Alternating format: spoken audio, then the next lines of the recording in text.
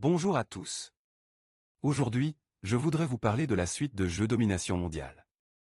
Qu'est-ce que c'est? Ce sont des modules autonomes, il y en a plusieurs et bien sûr l'unité de contrôle principale du système. Tout est géré par elle. La communication avec les blocs est prise en charge via son propre réseau Wi-Fi. Chaque module a sa propre adresse et pays personnel. Lorsque le module est allumé, l'écran affiche des informations sur la qualité du signal reçu. Avec un signal idéal, ce paramètre sera d'au moins 78. Si la valeur est inférieure à 78, cela signifie que l'unité est trop éloignée de l'unité de commande. Vous pouvez rapprocher l'unité du panneau de commande ou vous rapprocher de l'unité elle-même. Ou laisser tel quel, il est possible de retarder le signal, ce n'est certainement pas critique. Le principe est que les informations de chaque unité tombent sur le panneau de commande et à la fin du jeu, toutes les données sont additionnées. Par exemple, c'est un mode de domination. Chaque module reçoit des informations sur la durée exacte pendant laquelle l'équipe a maintenu la minuterie. Lorsque le jeu est terminé, les informations de tous les modules seront comptées dans le panneau de commande. Le nombre maximum de modules ne dépasse pas 19.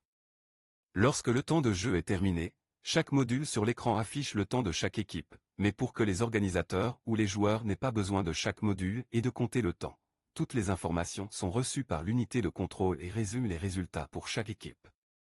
C'est l'un des avantages du kit de données. Mais que peut-on trouver d'autre ici? Probablement mode de jeu, plus précisément 3 modes de jeu. Lorsque vous allumez le panneau de commande, vous pouvez remarquer que l'écran affiche 3 modes et le mode admin. À quoi sert-il? Vous en aurez besoin si vous souhaitez ajouter de nouveaux modules à votre système. Par exemple, vous avez acheté un ensemble de 3 modules, mais un peu plus tard décidé d'étendre votre système de jeu et a pris un autre bloc 3. Le mode admin vous permet d'ajouter de nouvelles adresses et pays et de définir le nombre de modules utilisés. Si vous appuyez sur le bouton du module pour mettre sous tension, mais l'affichage affiche des informations sur l'adresse IP de l'unité. C'est ainsi que de nouveaux dispositifs sont ajoutés au système. Que pouvez-vous dire sur les modes de jeu? Le premier mode est connu et aimé par tous les joueurs. C'est bien sûr la domination. C'est-à-dire capturer et tenir un point. Capturer et lancer votre minuterie point dans notre ensemble. Les données de tous les points de domination tombent dans l'unité de contrôle et sont additionnées à la fin du jeu. Le deuxième mode est plus compliqué. C'est la domination pro. Pourquoi pro? Probablement parce qu'il y a des conditions de jeu légèrement différentes, plus difficiles. Si en mode normal, les joueurs essaient simplement en cliquant sur le bouton démarrer la minuterie, mais tout ne va pas.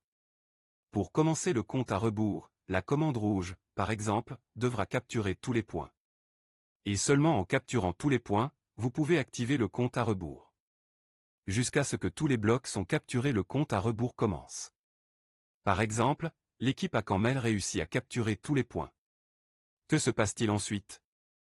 L'écran de la console affiche des informations sur le début du compte à rebours et sur la commande qui a activé le compte à rebours. Le temps restant jusqu'à la fin du jeu sera également affiché. Le temps de jeu et les autres paramètres que vous configurez sur la télécommande. Les modules reçoivent toutes les informations au moment où le système démarre le jeu. Les modules ne reçoivent que le signal de l'unité de commande.